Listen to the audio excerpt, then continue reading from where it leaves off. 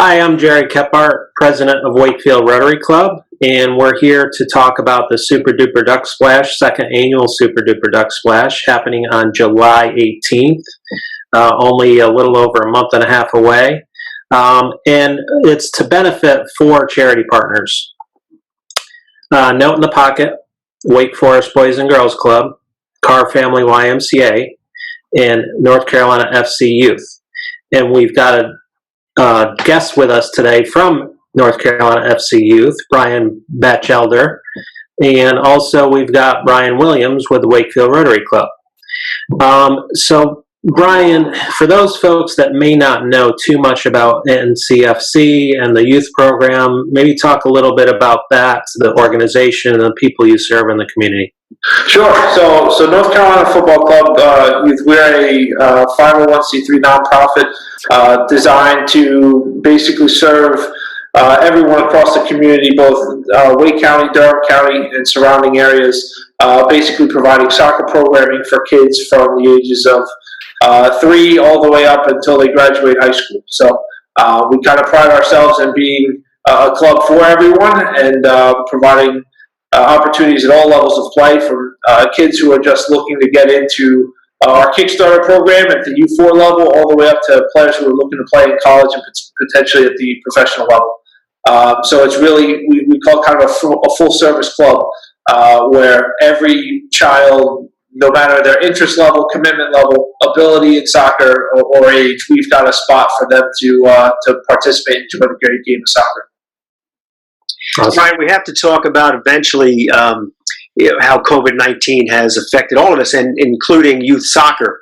But I want to ask you, following up on that question right there, your mission really is to provide positive, high-quality soccer opportunities for kids, age 3 through 18. So these funds, not just what is raised by the Duck Splash, but other sponsors and contributions that you accept, have to go a long way in helping you provide these opportunities and tournaments and other ways to skill these players. For sure. And events like this one, as well as a number of the other efforts that we put forward, there's a number of ways that we support our financial aid program, which is kind of designed to help provide those opportunities for all kids, no matter their income level. So when we talk about a $50, six-pack, is it a six-quack? Is that right? Is that what we're calling it? Six-quack. Six-quack. You buy a six-pack of ducks, that helps us provide, a recreation season where a player's getting one training session a week and a game a week for 7 or 8 weeks. That will help us sponsor one player. So every little bit counts. I think over the course of last year, we ended up providing around $400,000 worth of aid within our financial aid program. And for sure, as we're talking about COVID-19 and some of the effects that have come into play there, for sure we know that additional families are going to need more assistance going into this year. Yeah, and when hopefully we get back to some kind of normalcy soon, Brian, talk about or explain maybe how your procedures internally, dealing with your athletes, employees, volunteers, how that might change procedurally. Sure. So at this point, we've been working with a number of different governing bodies, whether that be in soccer or through with our state or municipalities, parks and rec associations, right now to build out the policies and procedures that are going to be put in play for when we return, hopefully in June, but then for sure in August when we officially come back. At this point, to say, if we were to get on the field in the next week or two, for sure what we call soccer is going to look a little bit different. But I think within all of this change is opportunity to get better. And for sure, in terms of making sure that we're providing a safe environment for our kids, it's for sure, ramped up, what our operational procedures look like, reporting procedures in the case that, a player were to eventually contract COVID.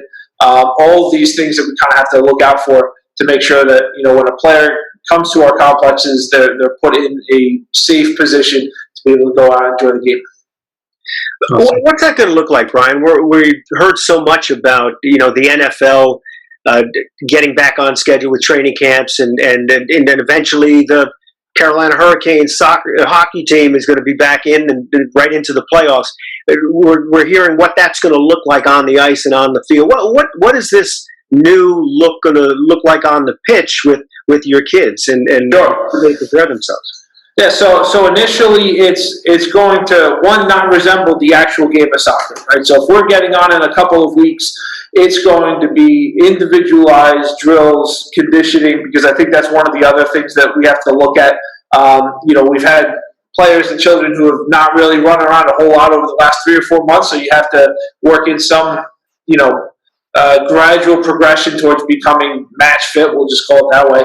But for sure, initially, it's going to be a lot of technical work, a lot of getting people back used to being in the soccer facility, a lot of, just integrating people into what the complex is going to look like. And on the field, for sure, there's going to be a lot less contact within our training sessions than you would see originally. And as North Carolina, comes and progresses up to phase 3, as we're able to continue to, grow the openings that we have, for sure, soccer will eventually morph back into what you're used to seeing if you come out here on a Saturday at WRL Soccer Park. Mm-hmm. Great. You touched a little bit about this, Brian, but the impact, not only the Duck Splash has on your financial aid program, but others as well. Maybe the importance this year more than ever, whether it's funds coming in or families needing that financial aid going forward in the upcoming seasons. What's that going to look like this fall, you think? Oh, well, for sure, the need is going to be higher, 100%. We've done everything we could this spring to make sure that we were lessening the impact that COVID might have on the community. We're one of the few clubs in the state that's been able to provide refunds to our families for the spring season. And we've also made sure that a number of our part-time coaches and people who are depending on the income that they have for working with us and for us, making sure that those folks are continuing to get paid throughout the spring season. So, we found a way to make sure that we've been able to lessen that impact, but we also know no matter what, that a number of families have been, impacted this spring, and their ability to say, okay, well, we have additional income to designate for, our kids to play soccer. We know that we're going to have more of a need there.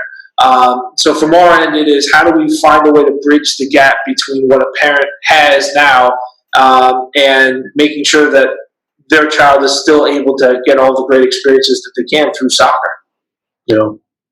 Hey, I happen to live in the area, Brian, and pass WRAL soccer fields on a daily basis, basically. And I see a lot of kids and their dads out there in unofficial, unorganized practicing.